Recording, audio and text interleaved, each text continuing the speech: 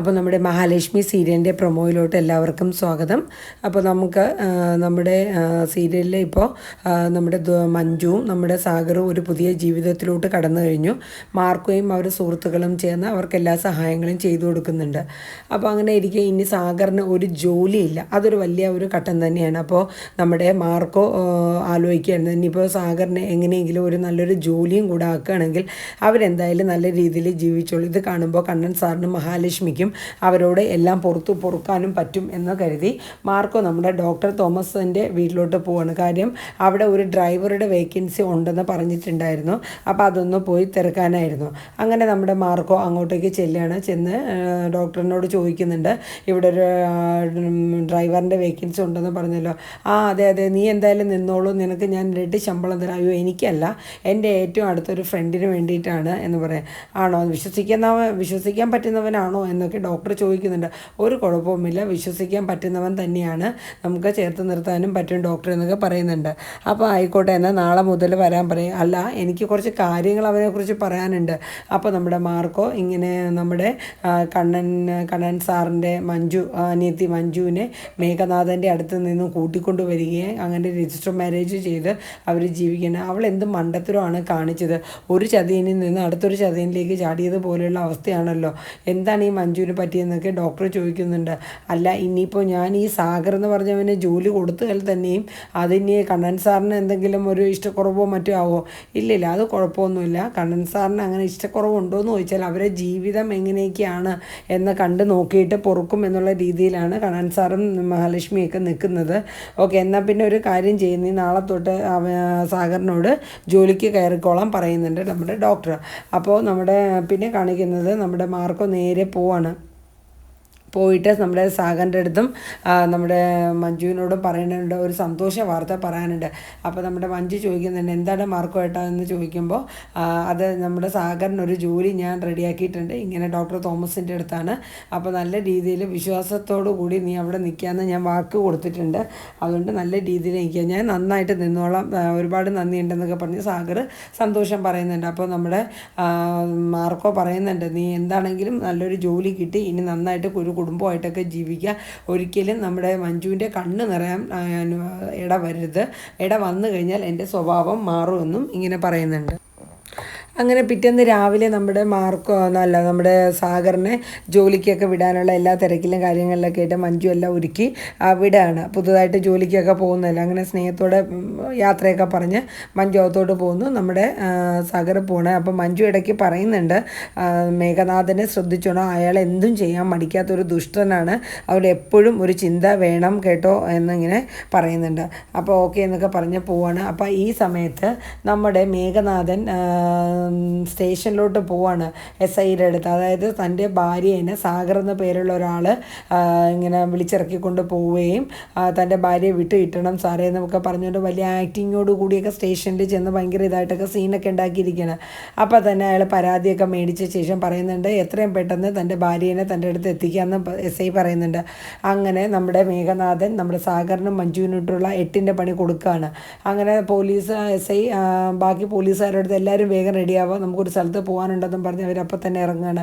അപ്പോൾ നമ്മുടെ സാഗർ ബൈക്കിൽ ജോലിക്കായിട്ട് പുതിയ സ്ഥലത്ത് പോകാനായിട്ട് ഇങ്ങനെ വരുന്ന സമയത്ത് ഈ പോലീസ് ജീപ്പ് കൊണ്ടുവന്ന സാഗറിൻ്റെ ബൈക്കിന് നേരെ വട്ടം വെക്കുകയാണ്.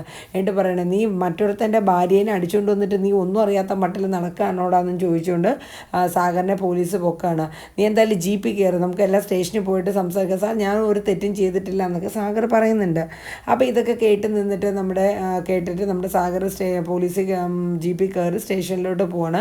അപ്പോൾ ആ സമയം തന്നെ സ്റ്റേഷനിൽ നമ്മുടെ മാർക്കോയ്ക്ക് കോള് ചെല്ലുകയാണ്, ഇങ്ങനെ സാഗറിനെ പോലീസ് പിടിച്ചിട്ടുണ്ട്, മേഘനാഥൻ ഒരു കംപ്ലൈൻറ്റ് കൊടുത്തതിൻ്റെ പേരിലാണെന്ന് പറയുന്നുണ്ട്. അങ്ങനെ മാർക്കോയുടെ കൂട്ടുകാരനും കൂടെ ചേർന്ന് പെട്ടെന്ന് തന്നെ സ്റ്റേഷനിലോട്ട് പോകുന്നതിൻ്റെ ഇടയിൽ മഞ്ജുവിനെയും കൂടെ വിവരം വിളിച്ചറിയിക്കുകയാണ്. അപ്പോൾ മഞ്ജുവിൻ്റെ അടുത്ത് പറയുന്നുണ്ട്, ഇങ്ങനെ മേഘനാഥൻ ഒരു കേസ് ഫയൽ ചെയ്തുവെന്നും ഇങ്ങനെ അതിൻ്റെ പേരിൽ സാഗറിനെ പോലീസ് അറസ്റ്റ് ചെയ്തൊക്കെയാണ്, നീ എത്രയും പെട്ടെന്ന് കണ്ണൻ സാറിൻ്റെ അടുത്ത് പോയി കാര്യങ്ങളൊക്കെ പറയണം, ഞാൻ എങ്ങനെ അങ്ങനെയാണ് മാർക്കോ ചേട്ടാ ചെന്ന് സാഗറേട്ടൻ്റെ കാര്യങ്ങളൊക്കെ ഇങ്ങനെ പറയണം, നീ എന്താണെങ്കിലും സാരമില്ല, എങ്ങനെയായാലും ചെന്ന് പറഞ്ഞ് കാര്യങ്ങൾക്ക് ഒരു തീരുമാനം എത്തിക്കണം. ശരി മാർക്കോ ചേട്ടാ, ഞാൻ എന്നാൽ ഇപ്പം തന്നെ പോകാമെന്നും പറഞ്ഞുകൊണ്ട് നമ്മുടെ മഞ്ജു കണ്ണൻ്റെ വീട്ടിലോട്ട് പോവാണ്, മഞ്ജുവിൻ്റെ വീട്ടിലോട്ട് പോവാണ്. അങ്ങനെ അവിടെ ചെന്നപ്പോൾ നമ്മുടെ ദുർഗയും രേണുവും പിന്നെ ഉണ്ണിയൊക്കെ ആയിട്ട് ഇങ്ങനെ ഇരിക്കുന്ന സമയത്താണ് മഞ്ജു അങ്ങോട്ട് കയറി ചെല്ലുന്നത്. ആ ചെല്ലുന്ന സമയത്ത് തന്നെ ദുർഗ ചാടി എഴുന്നേറ്റിട്ട്, നീ എങ്ങോട്ടാടി വരുന്നത്, എന്തിനാടി എൻ്റെ വീട്ടിൽ കയറുന്നതെന്ന് ചോദിച്ച് മഞ്ജുവിനെ ആട്ടാണ്. അപ്പം മഞ്ജു പറയാം, അമ്മ ഞാൻ പിന്നെ എങ്ങോട്ടാണ് പോകേണ്ടത്, നീ എന്തിനാടി ഇവിടെ വരണത്, നീ ആ മേഘനാഥനെ ഉപേക്ഷിച്ച് അവൻ കൊള്ളരുതാത്തവനാണെങ്കിൽ നീ അവനെ ഉപേക്ഷിച്ച് നീ ഇങ്ങോട്ട് വരാണ്ട് നീ എന്തിനാടി അതുപോലെയുള്ള അത്രയും വലിയൊരു നന്ദിയില്ലാത്തവൻ്റെ കൂടെ നീ ഇറങ്ങിപ്പോയെന്നൊക്കെ ചോദിച്ച് ദുർഗ ഒരുപാട് ഇങ്ങനെ മഞ്ജുവിനെ ആക്കണം. അതിൻ്റെ ഇടയിൽ ഉണ്ണിയും പറയുന്നുണ്ട്, നിനക്കിതിനെല്ലാം ഉത്താശ തന്നത് ആ കണ്ണേട്ടനും മഹാലക്ഷ്മി ആയിരിക്കും, അല്ലാണ്ട് നീ ഇതിനൊന്നും നിൽക്കില്ല. അതിന് ആ കണ്ണേട്ടനും ഏട്ടത്തെയും ഒന്നും തന്നെ അവരറിഞ്ഞിട്ടില്ലല്ലോ, പിന്നെ എന്തിനാ അവരെ പഴിചാരണേ, നിനക്കിപ്പോൾ അവരാണല്ലോ എല്ലാം വലുത്, പണ്ട് നീ ഇങ്ങനെയൊന്നും അല്ലായിരുന്നല്ലോ. അത് എനിക്ക് ഈ ഒരു കേസിൽ കണ്ണേട്ടനെയും ഏട്ടത്തിനെയും ഒന്നും പറയേണ്ട കാര്യം, അവരിതൊന്നും അറിഞ്ഞിട്ട് കൂടിയില്ല. പിന്നെ ഞാൻ സാഗറിനോട് പോയത് എന്നു വെച്ചാൽ മേഘനാഥൻ്റെ വലിയ ക്വാളിറ്റിയുള്ള ക്യാരക്ടറൊന്നുമല്ല, അമ്മയ്ക്കൊന്നും അയാളെക്കുറിച്ച് അറിയാത്തതുകൊണ്ട് പണ്ട് കണ്ണേട്ടനും ഏട്ടത്തി എന്നോട് പറഞ്ഞതാണ് മേഘനാഥൻ്റെ സ്വഭാവം ഇതൊക്കെയാണ്. അന്ന് ഞാൻ വിശ്വസിച്ചില്ല, പിടിവാശി കാണിച്ച് ഞാൻ കല്യാണം കഴിപ്പിച്ചു മേഘനെ. എന്നിട്ട് ഇപ്പോൾ എനിക്ക് അയാളുടെ ജീവിതം എന്താണെന്ന് ഞാൻ നേരിട്ട് കണ്ട് മനസ്സിലാക്കിയിട്ടാണ് വരുന്നതെന്ന് ഇങ്ങനെ നമ്മുടെ മഞ്ജു പറയുന്നുണ്ട്. നീ എന്തൊക്കെ പറഞ്ഞാലും ശരി, നീ അവൻ്റെ കൂടെ പോയത് എത്രയായാലും ശരിയല്ല, നീ ഇവിടെ ഇനി കയറണ്ട, നീ ഇറങ്ങിക്കുമെന്നും പറഞ്ഞുകൊണ്ട് നമ്മുടെ ദുർഗ മഞ്ജുവിനെ കരഞ്ഞുകൊണ്ട് ആട്ടി വെളിയിലോട്ട് ഇങ്ങനെ ഉന്തി വിടുകയാണ്. അപ്പോൾ ഈ ഉന്തി വിടുന്ന സമയത്ത് മഞ്ജു വന്ന് കമന്ന് വീഴാണ്. എന്നിട്ട് അവിടെ അവൾ ആ കമന്ന് വീണ് കിടക്കുന്നിടത്ത് ഇരുന്ന് കരയുകയാണ്. ആ സമയത്ത് ഈ ബഹളമൊക്കെ കേട്ടിട്ട് നമ്മുടെ കണ്ണനും മഹാലക്ഷ്മിയും കൂടെ റൂമിൽ നിന്ന് താഴോട്ട് വരികയാണ്. അപ്പോൾ ആ സമയം കണ്ണൻ ചോദിക്കുക, മഞ്ജു എന്ന് പറഞ്ഞ് കണ്ണൻ ഇങ്ങനെ വിളിച്ചുകൊണ്ടാണ് വരുന്നത്. നീ എന്തേ ഇവിടെ വന്നതെന്ന് ചോദിക്കുക. കാരണം എത്രയാണെങ്കിലും അവളെ വലിയൊരു ഇഷ്ടമാണ്, കണ്ണന് അനിയത്തിയാണല്ലോ, ആ ഒരു സ്നേഹത്തോടെയാണ്. എങ്കിലും അത് ഇപ്പോൾ കാണിക്കാണ്ട് ആ ഒരു ദേഷ്യഭാവത്തോടെ തന്നെ നീ എന്തിനാ ഇവിടെ വന്നതെന്ന് പറയുന്നുണ്ട്. അപ്പോൾ മഞ്ജു പറയുന്നുണ്ട്, കണ്ണേട്ട സാഗറിനെ മേഘനാഥൻ കേസ് കൊടുത്ത് ആ സാഗറിനെ പോലീസ് അറസ്റ്റ് ചെയ്തു, കണ്ണേട്ട ഒന്ന് സ്റ്റേഷൻ വരെ വന്ന സാഗറിനെ പുറത്തിറക്കണം. ഇല്ല, ഞാൻ ഒരിക്കലും വരില്ല, നീ ഈ കാണിച്ച കുന്നൈമ തരാം, അതും സാഗറിന് വേണ്ടിയിട്ട് ഞാൻ ഒരിക്കലും സ്റ്റേഷനിൽ വന്ന് അവന് വേണ്ടി വക്കാലത്ത് പറയുകയില്ല എന്ന് തന്നെ കണ്ണൻ പറയുന്നുണ്ട്. അപ്പോൾ ആ സമയത്ത് മഹാലക്ഷ്മിക്ക് ഒരു പാവം തോന്നുകയാണ്. കാരണം മഞ്ജു എല്ലാം തകർന്ന് ഇങ്ങനെ നിൽക്കുന്ന ഒരു സിറ്റുവേഷനാണ്. അത് കണ്ടപ്പോൾ അവർക്കൊരു പാവം തോന്നുകയാണ്.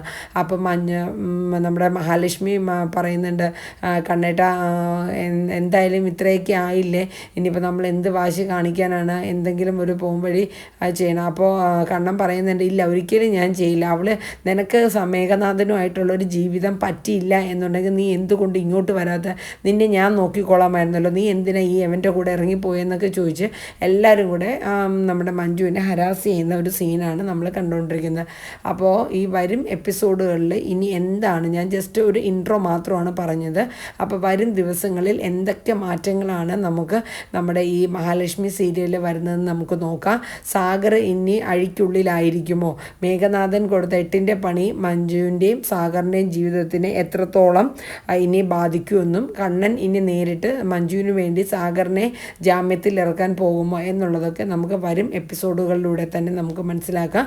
അപ്പം നമ്മുടെ വീഡിയോസൊക്കെ നിങ്ങളെ കണ്ടിഷ്ടപ്പെടുകയാണെങ്കിൽ എല്ലാവരും നമ്മളെ വീഡിയോയ്ക്ക് ഒന്ന് ലൈക്ക് ചെയ്യുക, ഷെയർ ചെയ്യുക, കമൻറ്റ് ചെയ്യുക, നിങ്ങളുടെ വിലയേറെ അഭിപ്രായങ്ങളായിട്ടോ കമൻറ്റ് ചെയ്യേണ്ടത്, ഹൈപ്പ് ചെയ്യുക ഒക്കെ ചെയ്യുക. ഇതുവരെയും ചാനൽ സബ്സ്ക്രൈബ് ചെയ്തിട്ടില്ലെങ്കിൽ ദയവായി എല്ലാവരും നമ്മുടെ ചാനലിലേക്ക് ഒന്ന് സബ്സ്ക്രൈബ് ചെയ്ത് ആ ബെൽ ബട്ടൺ ഓൾ എന്നൊരു ഓപ്ഷൻ കൂടെ എനേബിൾ ചെയ്യുക.